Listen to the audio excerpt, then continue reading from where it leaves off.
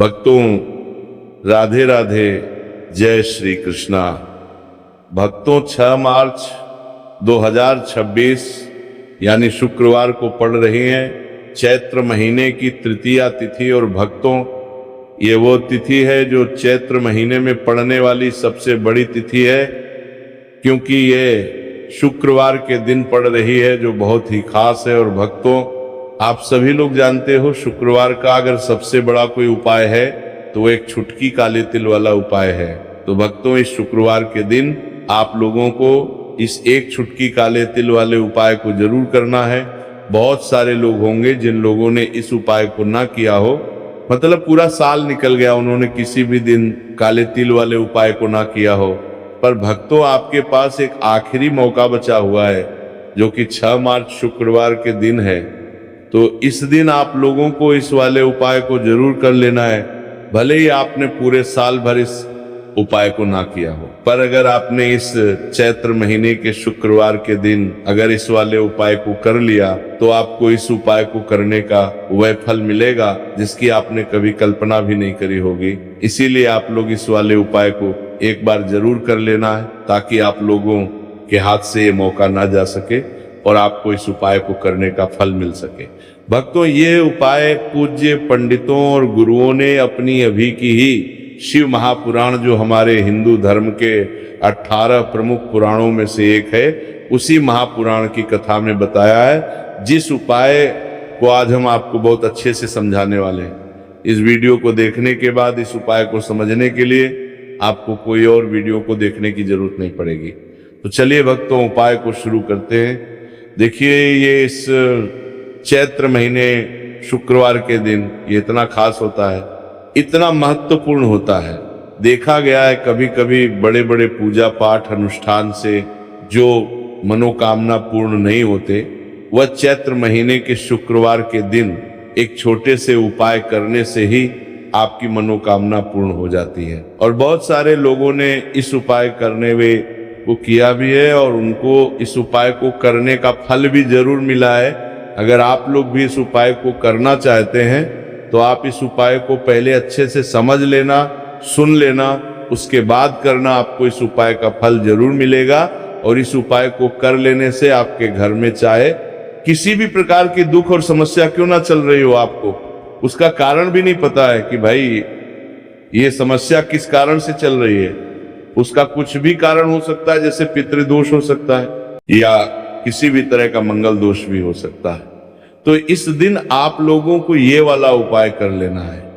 ये एक ऐसा उपाय है जिस उपाय को अगर किसी विशेष दिन पर किया जाए तो भाई उस विशेष दिन का जो है वह तो हमें मिलता ही मिलता है, पर हमने उस दिन पर इस काले तिल वाले उपाय को किया है तो हमें उससे भी बड़ा फल मिलता है, और फल बहुत जल्दी मिलता है, क्योंकि आप इस उपाय को बहुत ही बड़े और विशेष दिन पर कर रहे हो।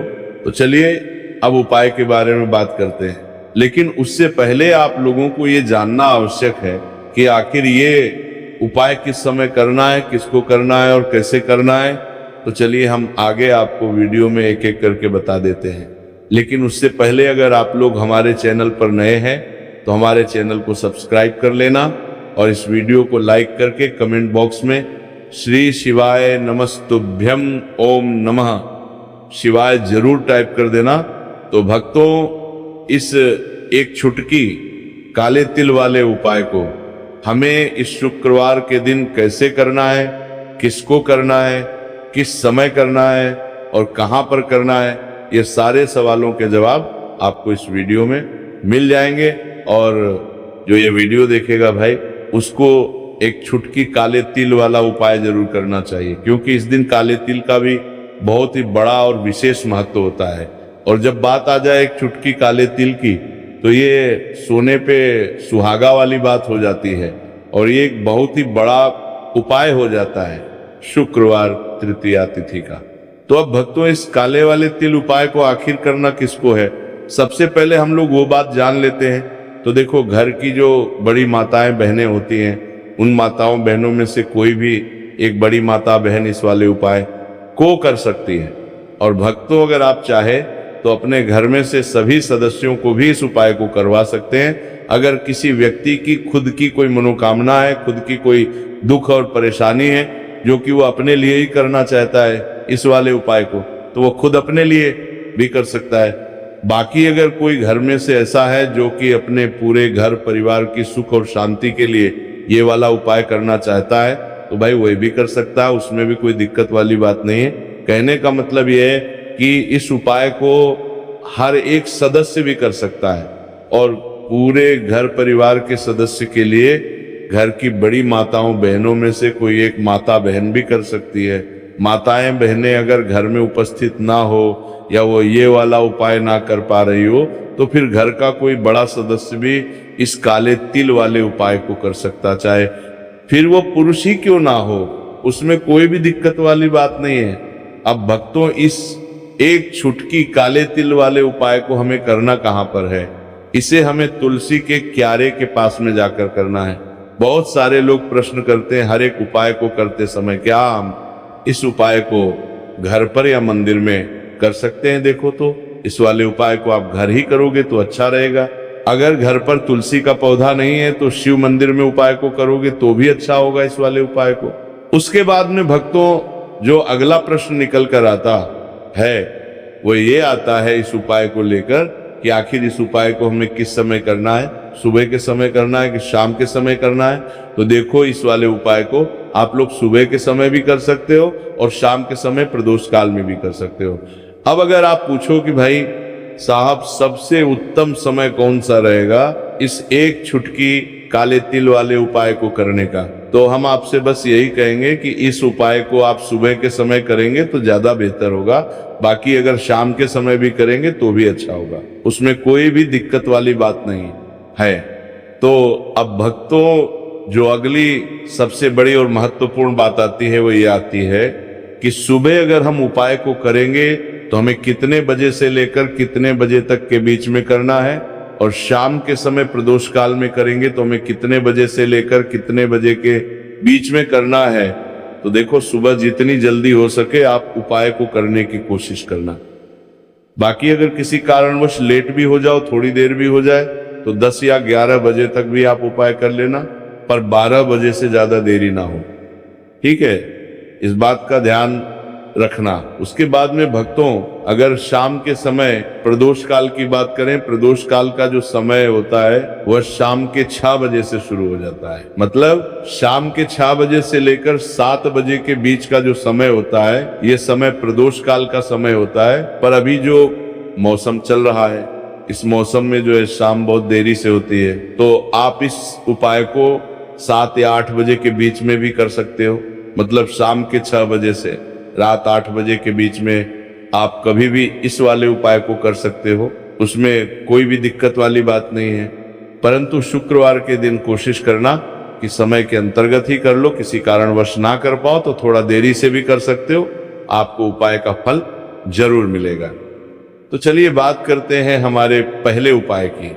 देखिए, इस उपाय के लिए आपको 2 दीपक लेने होंगे। दोनों ही दीपक आप मिट्टी के भी ले सकते हैं और दोनों ही दीपक आप शुद्ध आटा मढ़कर उनके भी तैयार कर सकते हैं। अब भक्तों, दोनों ही दीपक के अंदर आपको शुद्ध घी का प्रयोग करना होगा और एक दीपक के अंदर आपको गोल रुई की बाती का प्रयोग करना होगा और एक दीपक के अंदर आपको लंबी बाती का प्रयोग करना होगा। लंबी बाती वाले दीपक के अंदर आप मौली वाला जो धागा आता है कलावा का, उसकी बाती का प्रयोग भी आप लंबी बाती वाले दीपक के अंदर कर सकते हैं। देखिए, 2 दीपक वाला ये चमत्कारी उपाय केवल शुक्रवार की रात्रि में ही किया जाता है, इसीलिए आपको इस उपाय को बहुत ही ध्यान से समझना। इसी के साथ में आपको एक छुटकी काले तिल के दाने लेना है और इसी के साथ में आपको मात्र एक छुटकी हल्दी भी लेनी होगी। अब भक्तों, ये सभी सामग्री लेकर के आपको रात्रि के समय पहुंच जाना है अपने घर में, जहां कहीं भी तुलसी जी का पौधा, तुलसी माता का निवास स्थान है, वहां पर देखिए भक्तों, सबसे पहले तो आपके पास जो एक गोल बाती का दीपक, उसे आपको तुलसी जी के वहां पर प्रज्वलित करना है। दीपक को प्रज्वलित करते समय आपको ओम नमो भगवते वासुदेवाय इस मंत्र का 11 बार जाप कर लेना है। अब देखिए भक्तों, आप जो एक चुटकी काले तिल के दाने लेकर के आए हैं, उन्हें आपको अपने सीधे हाथ में रखना है, और जो आपने गोल बाती वाला दीप प्रज्वलित किया है माता तुलसी जी के वहां पर, उसके ऊपर से आपको इन एक चुटकी काले तिल को घड़ी की दिशा में घुमाना है। आपको अपना नाम और अपने गोत्र को बोल देना है, और फिर आपको इन काले तिल को उससे जलते हुए दीपक के अंदर डाल देने हैं। देखिए, काले तिल भगवान विष्णु के पसीने से उत्पन्न हुए हैं, और जब भी हम ये दीपक की रात्रि में प्रज्वलित करते हैं तो इससे हमें हमारे कर्ज में राहत मिलती है, हमारे जीवन में धन प्राप्ति के नए नए मार्ग खुलते हैं, हमारा अगर कोई भी कार्य रुका हुआ है तो वो भी परिपूर्ण होता है। देखिए, गोल बाती का जो दीपक है, विशेषकर हम माता तुलसी के वहां पर भगवान विष्णु और माता लक्ष्मी के निमित्त प्रज्वलित कर रहे हैं, इस प्रकार से आपको यह दीपक प्रज्वलित कर देना है। अब जो आपके पास लंबी बाती का दीपक है, एक छुटकी हल्दी है, तो इससे आपको लेकर के पहुंचना है अपने घर के मंदिर में। आपके घर के मंदिर में माता लक्ष्मी की जो भी प्रतिमाएं मूर्ति है उनके सामने सबसे पहले तो आपको ये लंबी बाती का दीपक रखना है, फिर आपको दीपक को प्रज्वलित कर देना है। दीपक को प्रज्वलित करते समय आपको ओम महालक्ष्मी नमः इस मंत्र का जाप करते रहना है। अब भक्तों, आपके पास जो एक चुटकी हल्दी है उसे आपको अपने सीधे हाथ में रखना है, और इस एक चुटकी हल्दी को आपको उस दीपक के ऊपर से 11 बार घड़ी की दिशा में घुमाना है, और आपको ओम महालक्ष्मी नमः मंत्र का जाप करते रहना है, और इस एक चुटकी हल्दी को आपको उसे दीपक के अंदर डाल देना है। देखिए, एक चुटकी हल्दी वाला जो दीपक है आपके जीवन से दुर्भाग्य को समाप्त करता है, माता लक्ष्मी की आपको कृपा प्राप्त करवाएगा, धन प्राप्ति के आपके जीवन में नए नए मार्ग बनाएगा। देखो, अगला उपाय है वो भी बहुत ज्यादा खास है। तीनों उपाय को आप जरूर सुनना, क्योंकि जो आपको अच्छा लगे वो उपाय आप कर सकते हैं। देखिए, इस उपाय के लिए आपको 2 हरी इलायची लेनी होगी। हरी इलायची आपको साबुत लेनी है, खंडित नहीं होनी चाहिए, और इसी के साथ में आपको मात्र थोड़ा शहद लेना है। शहद आपको मात्र आधा चम्मच या फिर उससे भी कम ले लेना है, और इसी के साथ में आपको एक दीपक ले लेना है। दीपक आप चाहे तो मिट्टी का भी ले सकते हैं, और आप चाहे तो शुद्ध आटा मढ़कर उसका दीपक भी आप तैयार कर सकते हैं। इस दीपक के अंदर आपको मौली का जो धागा आता है कलावा का, उसकी बाती का प्रयोग करना होगा, यानी कि इस दीपक के अंदर आपको लाल रंग की बाती का प्रयोग करना होगा, और इस दीपक के अंदर आपको शुद्ध घी का प्रयोग करना होगा। अब ये सारी सामग्री लेकर के आपको अपने घर में जो भी मंदिर है वहां पर पहुंच जाना है, और आपको माता लक्ष्मी के किसी भी स्वरूप के सामने बैठ जाना है। अगर माता लक्ष्मी की फोटो है, माता लक्ष्मी की प्रतिमा है, तो उनके सामने आपको बैठ जाना है। अगर माता पार्वती की प्रतिमा है तो उनके सामने आपको बैठ जाना है, यानी कि किसी भी माता के स्वरूप के सामने आपको बैठ जाना है। अब देखिए, सबसे पहले तो आपको माता रानी के सामने थोड़ी सी चावल की ढेरी बना देनी है, यानी कि थोड़ी सी अक्षत के दाने आपको माता रानी के सामने रखना है। उसके बाद आप जो एक दीपक लेकर के गए हैं, उस दीपक को आपको उन्हीं चावल के दानों के ऊपर रख देना है, और फिर इस दीपक को आपको माता रानी के सामने प्रज्वलित कर देना है। देखिए, इस दीपक को प्रज्वलित करते समय आपको ओम महालक्ष्मी नमः इस मंत्र का लगातार जाप करते रहना है। दीपक को प्रज्वलित करने के बाद आप जो 2 हरी इलायची लेकर के गए हैं, उसमें से एक हरी इलायची को तो आपको उसी दीपक के अंदर डाल देनी है, और वहीं पर आपको कम से कम 21 बार ओम महालक्ष्मी नमः इस मंत्र का जाप कर लेना है। अब आपके पास जो शहद है और एक हरी इलायची है, उसे सीधे आपको लेकर के पहुंच जाना है भगवान शिव के मंदिर में। पूज्य गुरु जी ने बताया है कि ये उपाय आपको सिर्फ और सिर्फ सुबह के समय ही करना होगा। सुबह को जब भी सूर्योदय का समय होता है तो उसके बाद आपको ये उपाय करना है। लेकिन सबसे पहले तो आपके पास जो एक हरी इलायची है उसे आपको उस शहद के अंदर अच्छे से डुबो देना है। यानी कि शहद का लेपन उसे हरी इलायची के ऊपर चारों तरफ आपको कर देना है। अब ये जो शहद से युक्त हरी इलायची है, इससे आपको भगवान शिव के शिवलिंग पर अर्पित कर देनी है और आपको वो श्री शिवाय नमस्तुभयम इस मंत्र का लगातार जाप करते रहना है। फिर इसके बाद आपको एक लोटा जल भी अपने साथ लेकर के जाना। तो ये एक लोटा जल भी आपको धीरे धीरे शिवलिंग पर समर्पित कर देना है और आपको श्री शिवाय नमस्तुभयम इस मंत्र का जाप करते रहना है। फिर इसके बाद आपको अपने घर आ जाना है। इस प्रकार से आपको ये उपाय कर लेना है।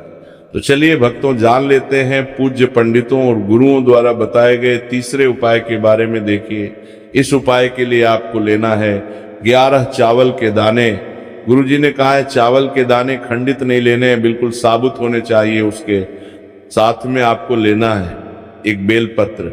बेलपत्र का भी एक नियम है, अगर आपके पास बेलपत्र नहीं है तो आप शिवलिंग से उठाकर उसको पुनः शुद्ध जल से धोकर इस्तेमाल कर सकते हैं। इस प्रकार आपको बेलपत्र लेना है। इसके बाद आपको एक लोटा जल लेना है। अब ये सब सामग्री लेकर आपको जाना है महादेव के मंदिर में। देखो, अब आपको उत्तर साइड में खड़े हो जाना है और सबसे पहले आपको एक बेलपत्र अपने हाथ पर और 11 चावल दाने रखकर शिवलिंग के ऊपर अपना नाम और गोत्र बोलते हुए समर्पित कर देना है और ओम नमः शिवाय श्री शिवाय नमस्तुभ्यम का लगातार जाप करना है। अब आपको जो एक लोटा जल साथ में लेकर आए थे, उसे धीरे धीरे बेलपत्र और चावल दाने के ठीक ऊपर आपको समर्पित करते जाना है और शिव पुराण के मूल मंत्र श्री शिवाय नमस्तुभ्यम का 11 बार जाप करना है और अपनी मनोकामना बोलते जाना है। देखो, बस छोटा सा उपाय करना है, देखना एक दिन आपके सब काम बनने लग जाएंगे। गुरुजी का बहुत ही विशेष उपाय है। इस वीडियो में हमने आपको 2 से 3 महा उपाय आपको बताए हैं जो आपको शुक्रवार के दिन करने हैं। अगर आपके मन में उपाय से जुड़ा कोई भी सवाल है तो हमें कमेंट बॉक्स में पूछ सकते हैं। उपाय करते समय कोई भी गलती नहीं करनी है। अगर आपको हमारी वीडियो पसंद आए तो हमारे इस चैनल को सब्सक्राइब जरूर करें। हर हर महादेव। ओम नमः शिवाय श्री शिवाय नमस्तुभ्यम।